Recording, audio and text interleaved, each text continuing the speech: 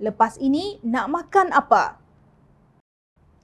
Pemuda Amanah Nasional menegaskan perlunya kerajaan mendengar pandangan dan saranan semua pihak yang terbabit dalam industri penternakan agar keputusan yang diambil benar-benar tepat dan menyeluruh susulan lonjakan inflasi makanan yang semakin teruk.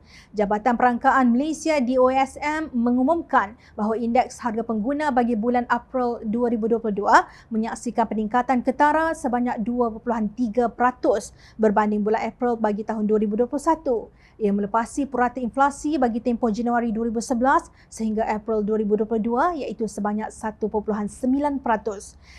Kenaikan inflasi makanan yang menjadi penyumbang terbesar kepada keseluruhan wajaran indeks harga pengguna kekal menjadi penyumbang utama kepada kenaikan inflasi dengan peningkatan tertinggi iaitu 4.1% dengan 89.1% item makanan bagi kumpulan makanan dan minuman mencatatkan kenaikan, kata Ketua Pemuda Amanah Hasbi Muda dalam satu kenyataan.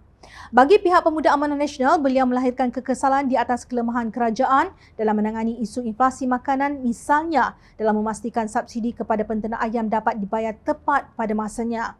Pendedahan bahawa hanya 50 juta ringgit sahaja yang telah dibayar daripada peruntukan sebanyak 729.43 juta ringgit yang telah diluluskan sejak 5 Februari yang lalu adalah amat mendukacitakan. Para penternak mengadu kelewatan penyaluran subsidi berpunca kerana birokrasi serta tuntutan tidak boleh dibuat secara atas talian.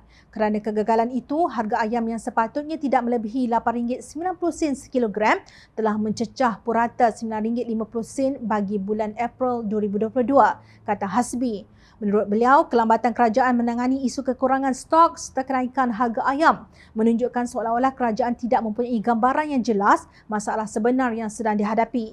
Sedangkan krisis keselamatan makanan serta inflasi makanan sedang menuju ke arah situasi yang semakin membimbangkan, ujarnya. Mengulas mengenai cadangan pihak industri agar pengampungan harga ayam mengikut harga pasaran semasa dilakukan, Hasbi berkata perkara tersebut perlu diteliti dengan berhemah. Ini kerana pemegang taruh dalam kalangan penternak kecil dan sederhana sudah tidak mampu menanggung kos di bawah harga kawalan ini. Mereka kini berada dalam kerugian akibat kenaikan harga input makanan ternakan. Kesan besar kemudian kemungkinan mereka akan menutup terus operasi perniagaan dan akhirnya pasaran ayam hanya akan dikuasai oleh 2 ke 3 pemain besar industri sahaja. Ini boleh mendatangkan monopoli mutlak di kemudian hari dan pastinya campur tangan kerajaan akan menjadi lebih sukar, tegas Hasbi. Justru itu, Pemuda Amanah Nasional mencadangkan agar satu sidang tergempar Parlimen perlu dipanggil dalam masa terdekat bagi membincangkan dan membahaskan segala usul berkaitan inflasi makanan serta krisis keselamatan makanan ini dengan kadar segera. Hasbi tidak menyentuh mana-mana kenyataan menteri atau timbalan menteri dua kementerian yang terbabit, iaitu Kementerian Perdagangan Dalam Negeri dan Hal Ehwal Pengguna KPDNHEP dan Kementerian Pertanian dan Industri Makanan MAFI. Namun, beliau jelas mengkritik MAFI kerana lewat dalam mengagihkan subsidi makanan ayam dan dakwaan Timbalan Menteri Pertanian dan Industri Makanan 2, Datuk Nik Muhammad Zawi Saleh bahawa pemain industri ternakan membuat percaturan harga. Penternak terpaksa mengurangkan kemasukan ayam di ladang untuk mengawal kerugian sehingga ada solusi demi menyambung kelangsungan hidup.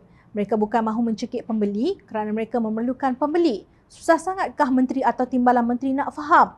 Kini dikabarkan harga sayuran juga meningkat naik selain harga tepung, ikan dan minyak masak. Sebenarnya dana RM729.43 juta yang digambar-gemburkan telah diluluskan sejak 5 Februari lalu itu ada atau tidak ada? Ingat, rakyat sentiasa memerhati.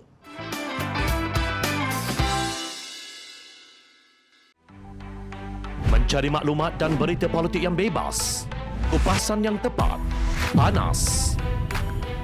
Dapatkannya secara eksklusif hanya di Jom Channel. Komitmen kami, pentasan berita Isnin hingga Jumaat. Berbicara dan isu semasa, kami garapkan secara langsung. Panel-panel berkaliber dan profesional. Interaktif, pandangan anda kami raikan. Jangan lupa bersama kami di setiap hujung minggu dalam edisi khas mingguan. Jom Channel, moving forward, sharing a new experience.